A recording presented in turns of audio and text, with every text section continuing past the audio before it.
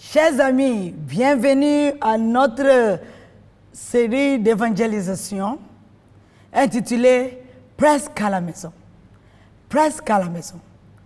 Chers amis, nous avions étudié dans notre premier thème que nous avons une maison, une nouvelle maison que nous sommes en train de préparer d'aller. Nous avions étudié pourquoi Dieu doit créer la nouvelle terre et le nouveau ciel. Nous avions étudié que parce que ici-bas, sur cette terre actuelle, Satan se trouve, le péché se trouve, le moi se trouve, l'humanité est vendue en esclavage sous le diable et toute chose est gâtée. La terre est corrompue. À cause de cela, Dieu a promis de créer la nouvelle terre et aussi le nouveau ciel.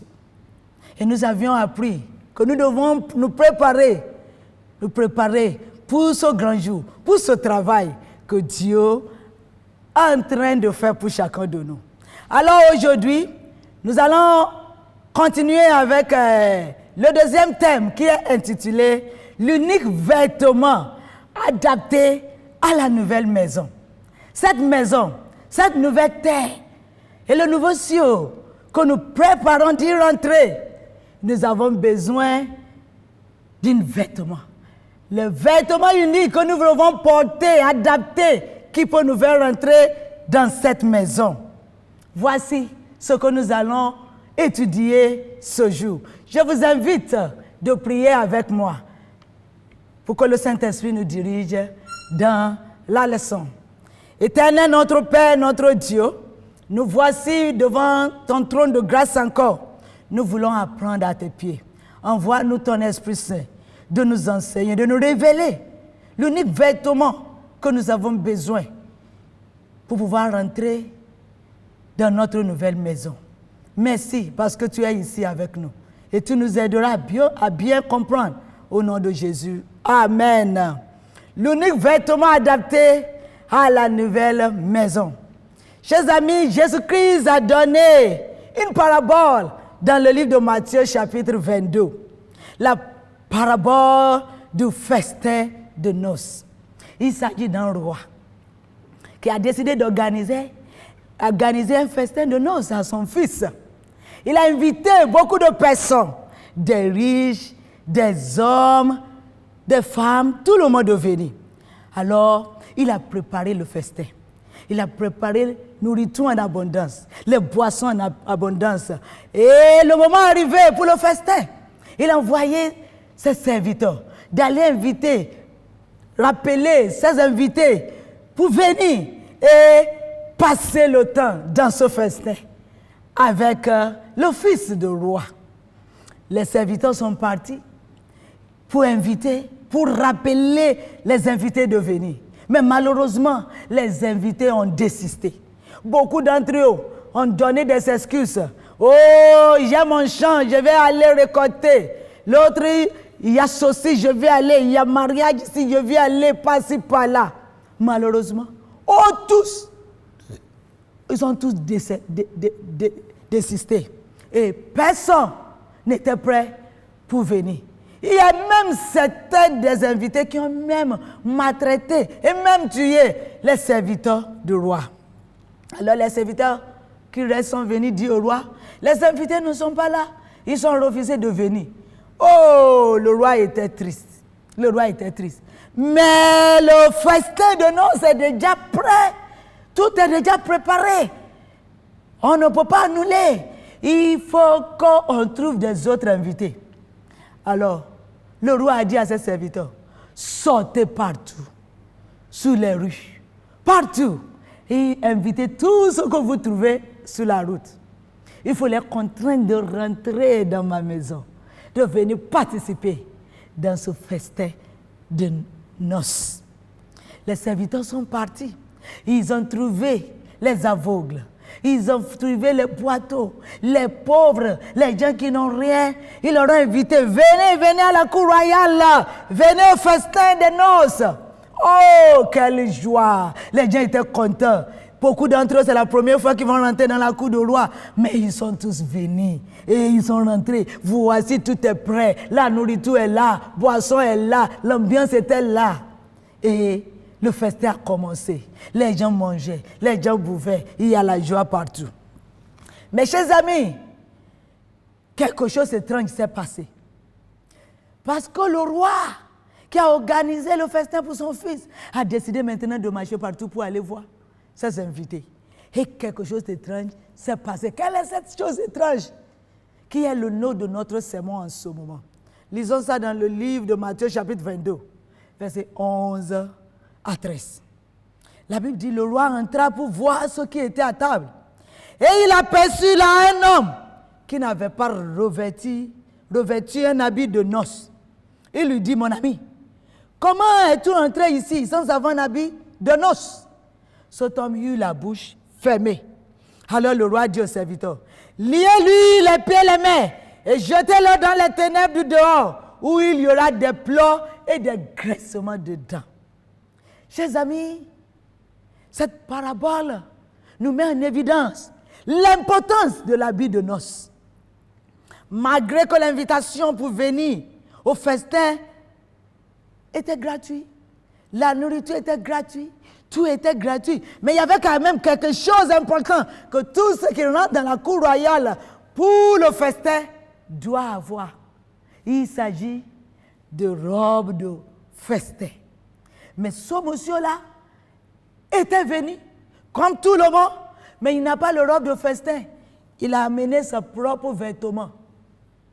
Ce qui n'était pas acceptable.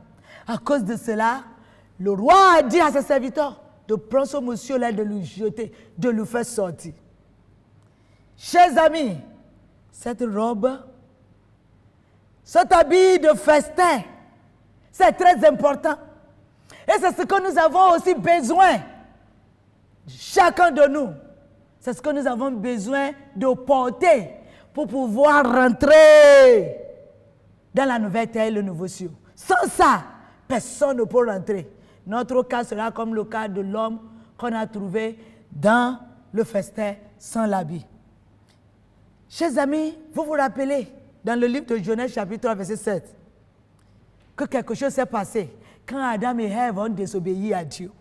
Dans le livre de Genèse chapitre 3, verset 7, la Bible dit, « Les yeux de l'un et de l'autre s'ouvrirent, et ils connurent qu'ils étaient nus, et ayant conçu des feuilles de figuier, ils en firent des ceintures. » Vous voyez ça? La Bible nous dit qu'après la désobéissance d'Adam et Ève, quelque chose leur a quitté. Cet habit, cette robe-là, qui leur a permis tant de fois de communier avec Dieu face à face. Parce que Dieu avait l'habitude de les visiter dans le jardin d'Éden, là où ils communiquaient, là où Dieu les instruisait. Mais maintenant qu'ils ont désobéi à ce Dieu, cet habit leur a quitté. Et maintenant qu'ils n'ont pas cet habit, ils se sont vus qu'ils sont nus. Et la Bible dit, ils ont commencé à maintenant chercher des feuilles, couvrir leur nudité eux-mêmes avec leur propre habit. Ce qui n'est pas acceptable. Ce auteur qui est inspiré de Dieu a présenté ça ceci. La robe de lumière qui les enveloppait a disparu. Cette robe qui leur a permis d'être en phase avec Dieu est déjà partie à cause du péché. Et pour la remplacer, Adam et Ève ont cherché à se confectionner une couverture, car ils ne pouvaient pas sans vêtements rencontrer le regard de Dieu et de ses anges. Oh, chers amis, c'est le péché qui nous a fait perdre cet habit. Le péché avait changé la condition spirituelle des seules créatures de l'Éden avec lesquelles Dieu avait partagé son image. En fait, le péché a brisé l'image de Dieu en haut. Chers amis, c'est la même chose avec nous. À cause de ce péché d'Adam et Ève que nous avons hérité et dans laquelle nous vivons, nous n'arrivons pas à rester en communion étroite avec Dieu. Le péché nous a séparés de Dieu, chers amis. Et ce vêtement que nous disons, que nous sommes en train de parler, qui est l'unique vêtement adapté pour la nouvelle maison. Il s'agit de quoi? C'est le vêtement de justice. C'est une vie pure et sans péché. Une vie pure et sans péché que nos premiers parents ont eu avant le péché. C'est ce qui nous manque. Mais malheureusement, à cause du péché, nous avons perdu ça. Et nous n'avons plus la force en nous-mêmes pour pouvoir avoir ce vêtement. Oh, c'est ça le désir du diable. Quand il a vu qu'Adam et Ève ont perdu cette relation avec Dieu, quand il a vu qu'il y a cette séparation, parce qu'ils ont perdu cette vie pure, cette robe de justice, Satan se réjouissait parce que pour lui, c'est fini pour l'humanité. Pour toujours, l'humanité sera sous son esclavage. Le diable se réjouit que le cœur de Dieu a été peiné en voyant ces créatures en séparation de lui. Oh, le sort de l'humanité était vraiment désespéré. Il y avait de désespoir. C'est fini pour l'humanité. Et alors qu'Adam et Ève étaient là, et toute l'humanité gémissait sous l'esclavage du diable. Juste à temps, Dieu a fait sortir le plan de salut. Juste au bon moment, chers amis, le Christ est intervenu pour récupérer ce vêtement perdu et réconcilier les hommes avec Dieu pour toujours. Alléluia. Jésus-Christ, le Fils de Dieu, a décidé de venir nous sauver, de venir récupérer ce vêtement que nous avons perdu, de venir nous redonner ce vêtement afin que nous puissions être réconciliés avec Dieu, afin que nous puissions vivre dans sa présence encore pour toujours. Oh, chers amis, comment Jésus-Christ va faire ce travail? Est-ce que Jésus-Christ va déclarer la guerre comme il avait déclaré au ciel, comme nous avons lu dans le livre d'Apocalypse, chapitre 12, verset 7 à 9, contre le diable, afin de pouvoir récupérer ce vêtement que nous avons perdu? Est-ce que les anges vont descendre du ciel et ils vont combattre auprès de Jésus-Christ contre le diable pour pouvoir sauver l'humanité? Non! Cette fois-ci, c'est la guerre de moralité. Jésus-Christ, Dieu le Fils, doit laisser sa gloire du ciel, doit descendre sur cette terre, étant qu'un homme, que vous et moi, il doit passer par toutes les difficultés que l'humanité traverse. Jésus doit souffrir. Et Jésus doit passer par toutes les tentations, chers amis, sans péché. C'est en ce moment que Jésus-Christ peut sauver l'humanité. Oh, quand Jésus-Christ a fait parvenir ce plan aux anges de comment il va venir sur la terre, comment il va être persécuté, comment il va être tenté, comment le diable va livrer bataille contre sa pureté, sa vie sans péché, et faire tout pour le pousser à pécher. Oh, les anges étaient vraiment dans l'angoisse. Comment le monarque de tout l'univers va venir souffrir sous l'emprise de l'ennemi? Mais Jésus-Christ leur a assuré qu'à travers de sa souffrance, à travers du salut qu'il va donner aux êtres humains, beaucoup de personnes seront sauvées. L'humanité sera encore de nouveau réconciliée avec Dieu. Et qu'ils vont vivre éternellement avec lui. Et que maintenant, le caractère et la justice de Dieu sera révélé à toute l'humanité. Et Jésus-Christ a encouragé les anges de se soumettre à ce plan de salut que la Trinité a établi pour ramener les êtres humains. Oh, les anges ont compris. La joie a rempli leur cœur. Ils ont prêt à collaborer avec Jésus-Christ, Dieu, qui va devenir homme bientôt et qui va passer par toutes les difficultés. Oh, chers amis, c'est ce que Jésus-Christ a fait. Il est né comme chacun de nous devrait être né. Jésus-Christ est venu et il a vécu une vie de pauvreté. Du premier jour que Jésus-Christ a mis son pied dans ce monde, jusqu'à dernier jour, quand il a saulé notre salut par sa mort sur le bois de Calvaire. Le diable a rendu la vie de Jésus-Christ très difficile. Jésus a passé par toutes les tentations. Le diable a poussé toute la force maléfique pour lutter contre Jésus-Christ. Mais Jésus était serein. Jésus a vécu une vie sans péché. Jésus a affronté toutes ces tentations auxquelles nous sommes confrontés. Toutes les tentations qui nous poussent à violer les commandements de Dieu. Toutes les tentations qui nous poussent à devenir des esclaves du diable. Jésus-Christ a tout affronté. Et Jésus-Christ est sorti comme un conquérant, comme un vainqueur. Alléluia. Jésus-Christ n'a pas perdu la bataille. Jésus-Christ a vécu avec la dépendance sur son Père. Oh, chers amis, le bon moment, le moment opportun. Jésus-Christ a porté notre péché, il est allé jusqu'à le bois de Calvaire pour mourir, pour payer pour notre péché. La Bible nous dit, dans le livre de Romains, chapitre 5, les versets 6 à 8. Romains chapitre 5, les versets 6 à 8 nous dit, « Car lorsque nous étions encore sans force, Christ, au temps marqué, est mort pour des impies. À peine mourrait-on pour un juste. Quelqu'un peut-être mourrait-il pour un homme de bien. Mais Dieu prouve son amour envers nous. En ce que, lorsque nous étions encore des pécheurs, Christ est mort pour nous.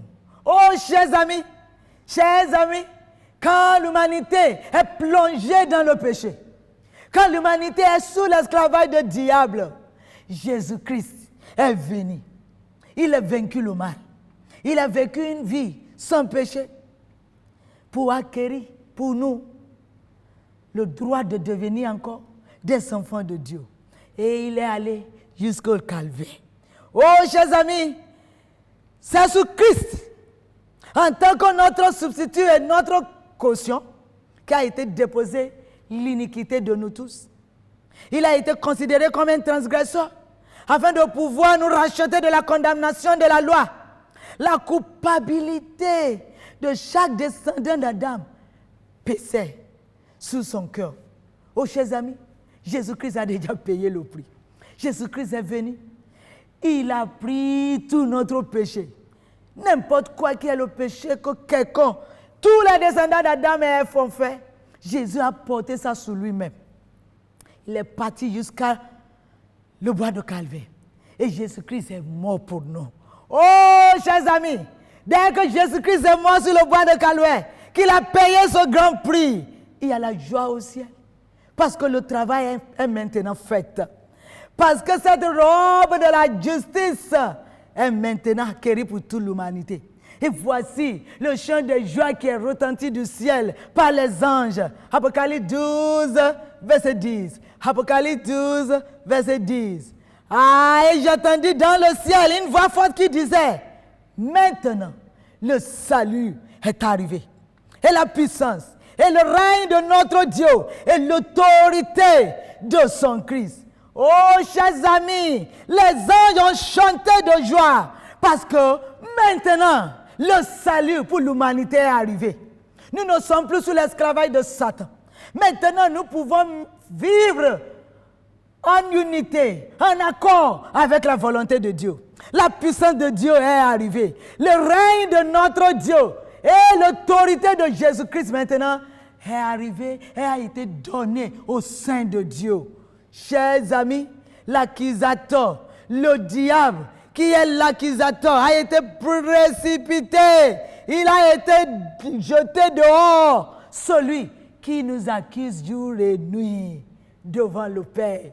Oh, Jésus-Christ a fait plus que le péché a causé. Jésus-Christ a payé le prix pour vous et pour moi. Cette robe de justice que nous avons perdue, Jésus-Christ nous la redonne encore. Maintenant, Jésus-Christ nous assure le salut. Le Christ mourant nous déclare juste par son sang. Par le sang de Jésus-Christ maintenant, chers amis, nous sommes justifiés.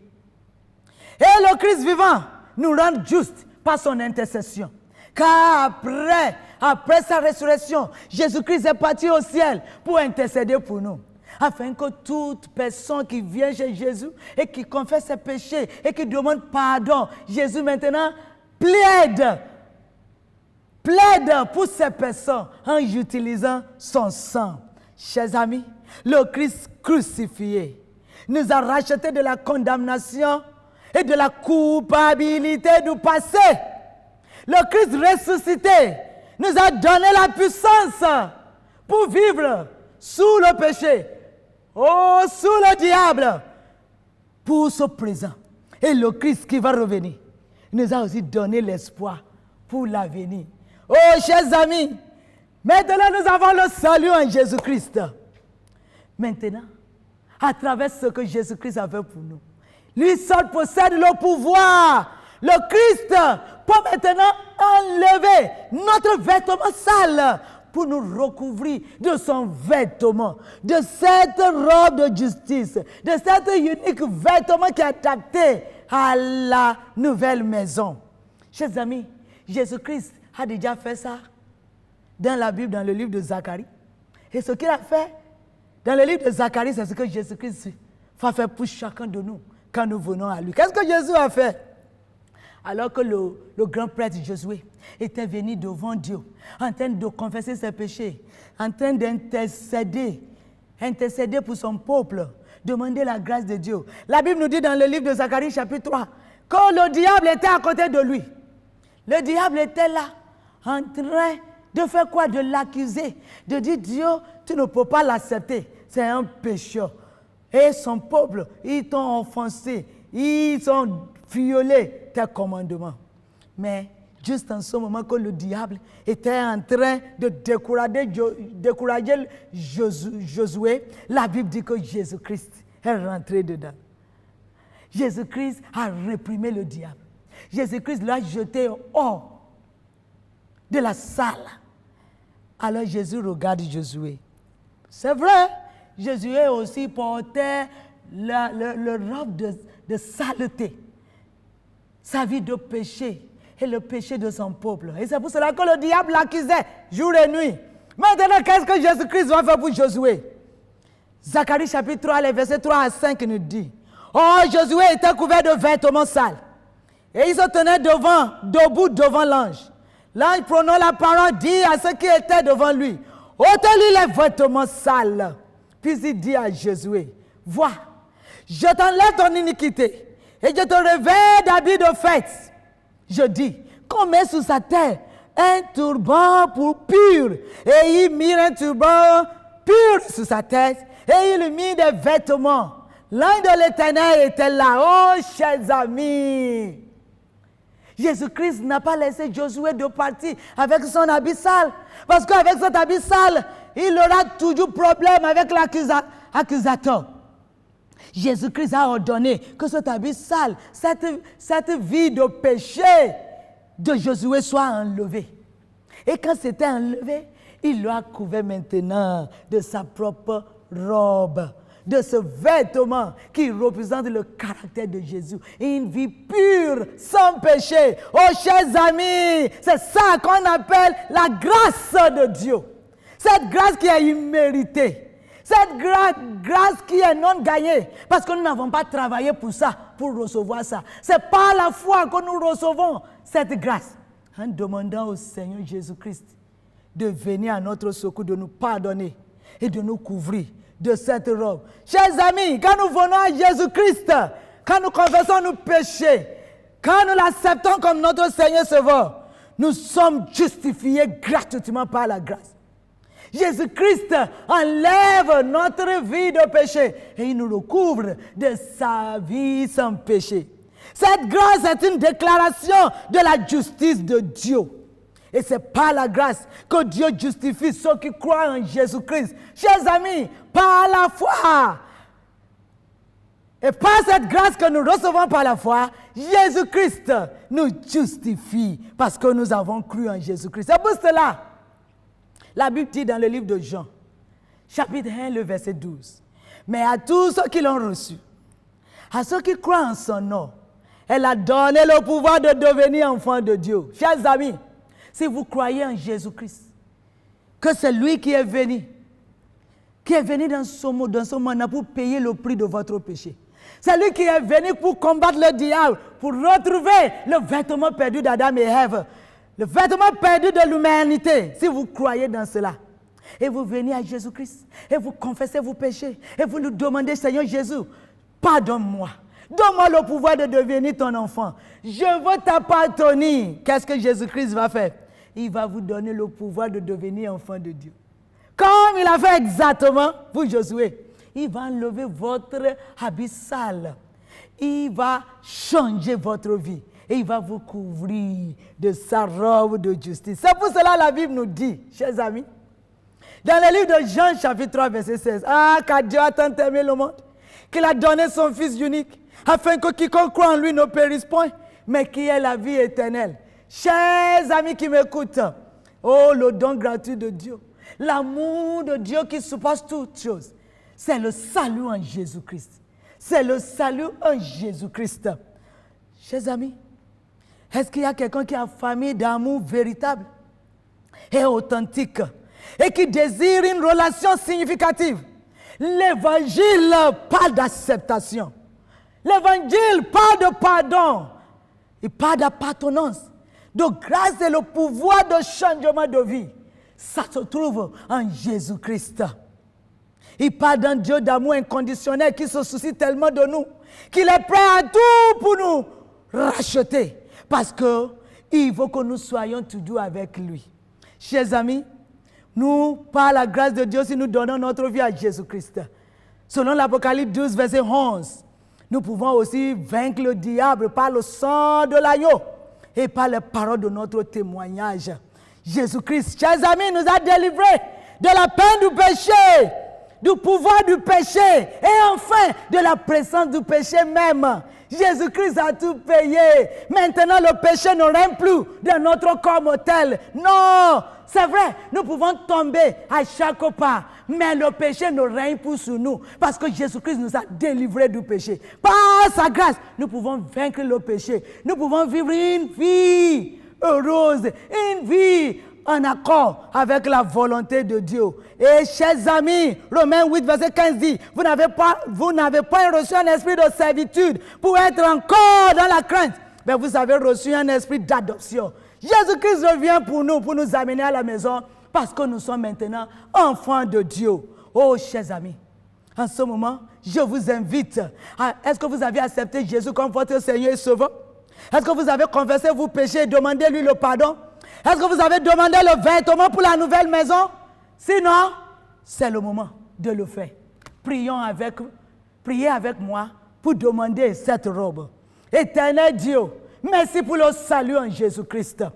Nous te demandons de nous donner cette robe de la justice de Jésus-Christ, le salut en Jésus, pour que nous soyons sauvés, par la grâce, afin que quand tu reviendras, nous pouvons rentrer dans la nouvelle terre, au nom de Jésus. Amen. Chers amis, que Dieu vous bénisse.